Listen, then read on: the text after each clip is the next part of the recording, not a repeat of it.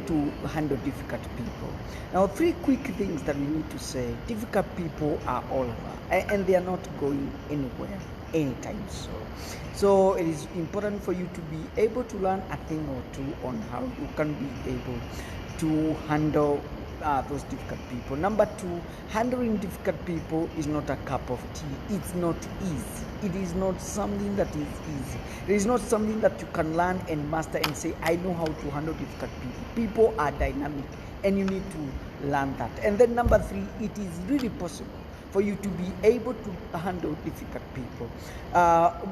Old people like in the Bible and also in the history have been able to handle difficult people with amazing success. And so why can't you also learn a thing or two? This is Online Class.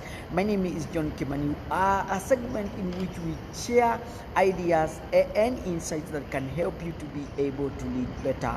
Because we believe you can be a better leader. Because for us, we always say in our Zakana. So let's share 4 tips very quickly. Number one, lead people by teaching them. Assume the role of a teacher.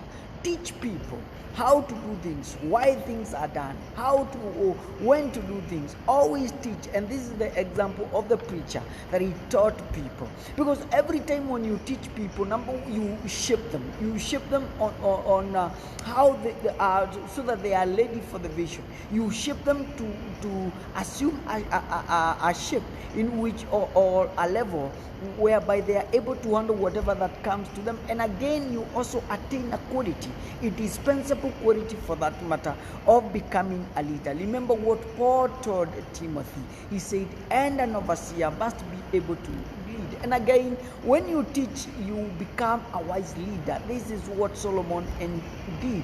It helps you to flow with people and also gives you authority. So we are asking you, if you want to handle people, difficult people, if you want to lead people and lead them effectively, assume the role of a leader. Become a teacher. Teach people. So that means you must master the art of passing information clearly, simply, in an interesting way, in a way that people will remember, in a memorable way. That is very important. Second tip is that you must be loyal. You cannot be able to lead difficult people if you choose to be disloyal.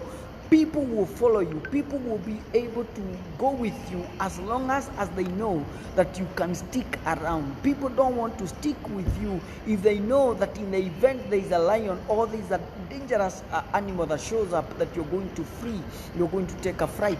And as a leader, you need to be loyal to 5 persons. Number one, you need to be loyal to the people that you struggled with, those people that you are in the woods, those people that helped you to rise up. Number two, you need to be loyal to your superiors, to your boss. Always remember that David was loyal to King Saul, although he was a bad king. Okay. Number three, you need to be loyal to your friends. Otherwise, if you're not loyal to your friends, you're going to be taken as a person with bad character and you'll not attract anybody. Number four, you need to be loyal to your spouse. It is very important for you to be loyal to your spouse. No matter what is happening, you need to be loyal. And then number five, you need to be loyal to the vision that God gave you. No matter the weather, you need to be loyal to vision. So 5 things that you need to be loyal to. And then the other third thing that we want to say, you need to learn a thing or two on how to overcome opposition. Opposition is something that comes to every leader, and especially at those times when you go to the next level, one of the things that you should anticipate is opposition. And so if you are unable to handle opposition in your life, if you don't know how to handle opposition, then it simply means that you're not an effective leader, and you need to, as quickly as possible, to tender your resignation, because it just simply means that you cannot be able to make it as a leader. And so we are saying, let's offer 5 things, 5 insights. Number one, the greater the leader, then the greater the opposition. When you go up, opposition comes, and it comes in that level. If you're an MCA, then opposition will come at the level of MCA. Governor will face a different level of opposition, and that is very important. Again, every time when you try to change tables for that matter, every time when you want to go to the next level, then you attract opposition.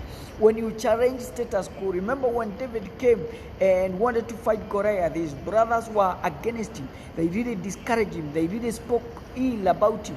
They really opposed him fighting Goliath. Because every time when you want to change, even every time when you want to go to the next level, then you are going to be opposed. But these two things that we are about to say are very important. Number one, when you are opposed, it is a sign that you are in the will of God. Nobody will oppose you, and this has been our practice and experience. Most people will oppose you when you're doing the right thing. When you want maybe to correct an ill, maybe there's a vice that you want to rebuke, maybe there's a bad practice or an evil practice, illegal practice, unethical practice. When you're opposing it, then people will oppose you. And it just shows you that you are in the right or you are in the will of God. But again, we also encourage you in those times when you're doing the right thing and it's part of your conviction, then you need to be stubborn. You really need to be adamant. Don't allow opposition to crush you. Don't allow, be stiff-necked, be stubborn and say, I shall not be moved. I am going to stay here. So don't allow opposition to crush you. Number 3, we said be flexible, because rigidity is very expensive. It is lethal. It is fatal. And so it is very important for you to be able to be flexible. Paul said it to the weak, to those that are weak. I became weak. Why? So that I can win the weak. And he said it, I have become all things to people, so I could save some of them in any way possible. Paul decided to be flexible. We are saying here, it makes you, when you become flexible, it makes you to be accommodative, especially to the slow learners, especially to those people who doesn't fit your class. Now, let's give a simple example. Now, we want you to assume for a second that you are a pastor and you come from from the West, and you're serving Africa, where Africans are event-oriented. And Africans will never keep time. So you really need to be rigid. Otherwise, you need to be flexible. Otherwise, if you don't become rigid, if you don't become flexible, then you're going to lose all of them. And so it is very important for you to be able to be flexible.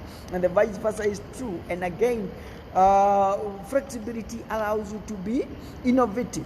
When plan A does not work, then you can try method B, but don't change the goal, don't change the vision. That's what we are saying, okay? And then when we are flexible, the Holy Spirit is able to manifest himself into our own lives. And so it is very important to be flexible. Remember, it is only fools who don't change their minds, okay? So it is very important to be flexible. Jesus was flexible, so it is also prudent that you also become flexible. And then tip number 4 that we want to, actually I think we've shared the 4 of them. So we've said number 1, be teachable, okay, assume the role of a teacher. Number 2, we've said be loyal. We've said you cannot be able to lead others if you're not loyal. Number 3, we've said overcome opposition. Don't allow opposition to crush you. And then number 4, we've said be flexible. This is John Kimani, and this is online class. We encourage you to keep on following and keep sharing. Let us know what you learn from this session. My name is John Kimani, and remember what you will say here in Awezekana. God bless you.